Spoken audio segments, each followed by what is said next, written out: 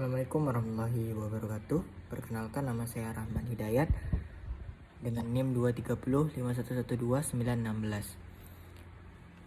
Saya akan membacakan tentang materi nasionalisme Indonesia yang akan saya laksanakan untuk memenuhi tugas UAS mata kuliah sejarah masa kolonial. Nah, dari uraian materinya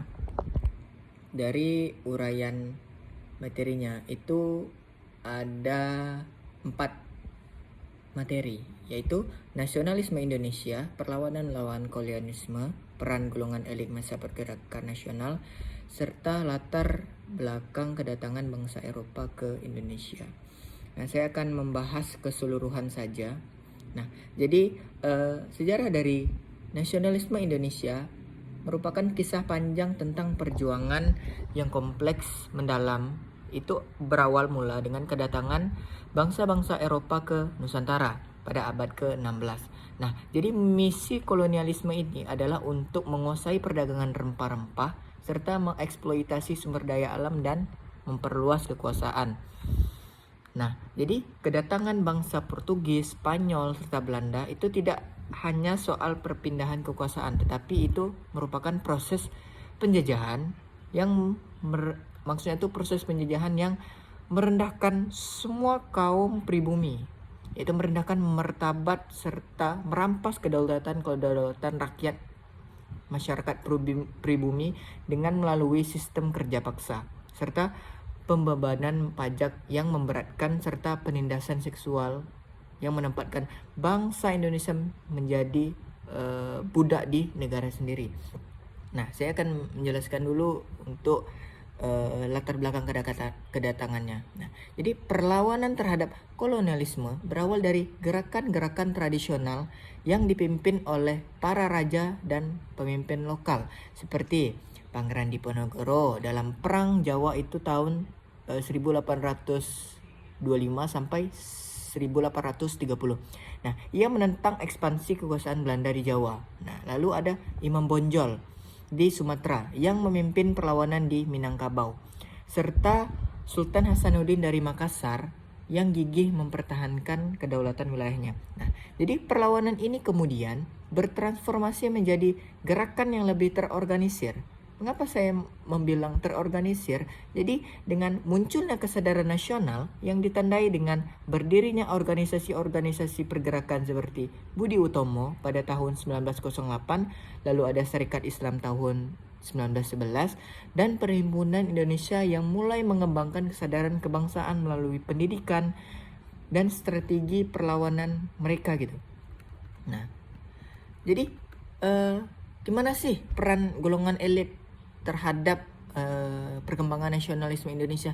Jadi perkembangan nasionalisme Indonesia itu tidak lepas dari golongan-golongan elit tersebut. Nah, jadi golongan elit tersebut memainkan peran yang sangat sentral dalam menggerakkan kesadaran kolektif masyarakat, seperti tokoh-tokoh Soekarno, Muhammad Hatta, Ki Hajar Dewantara, dan Dr. Sutomo. Nah, jadi mereka tidak sekedar menjadi pemimpin, tetapi juga intelektualan yang merumuskan konsep-konsep kebangsaan. Nah, jadi dia mengembangkan ideologi mereka untuk kemajuan bangsa Indonesia agar tidak selalu untuk ditindas lagi ya seperti yang dulu-dulu. Nah, jadi mereka melakukan berbagai macam pendekatan, yaitu berjuang melalui pendekatan diplomatik, mengembangkan pendidikan yang struktural, secara kritis, serta membangun jaringan internasional. Ya, jadi relasi-relasi internasional itu mereka harus cakup agar Indonesia ini mendapat dukungan gitu. Nah, jadi puncak dari perjuangan nasionalisme Indonesia itu tercapai pada 17 Agustus 1945. Nah, jadi ketika Soekarno-Hatta secara resmi mendeklarasikan kemerdekaan, nah, proses untuk kemerdekaan itu adalah perjalanan yang panjang, bermula dari 1928 Sumpah Pemuda sampai 1945. Nah, jadi pengorbanan itu bukan setakat pengorbanan bahwasannya saya cinta tanah air. Dengan mulut saja itu tidak berguna, tetapi dengan kita menyadari bahwasannya kita cinta dengan tanah air, berarti kita sudah ikut dalam melaksanakan bela cinta negara gitu.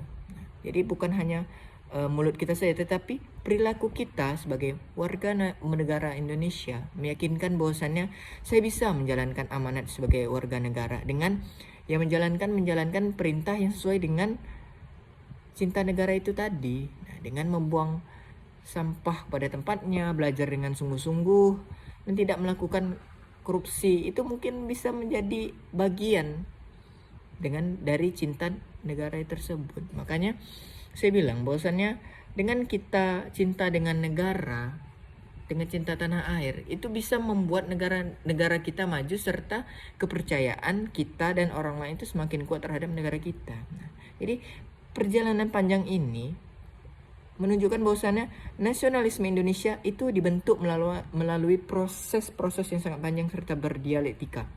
Jadi kompleks antar penderitaan kolonial, kesadaran kritis, hingga semangat persatuan dan tekad membangun peradaban yang merdeka, martabat, dan berkeadilan.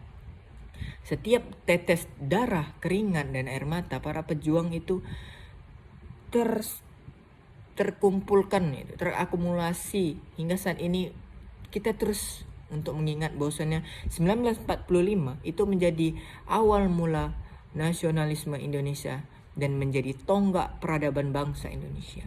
Mungkin sekian materi dari saya ucapkan terima kasih dengan mengucapkan wassalamualaikum warahmatullahi wabarakatuh.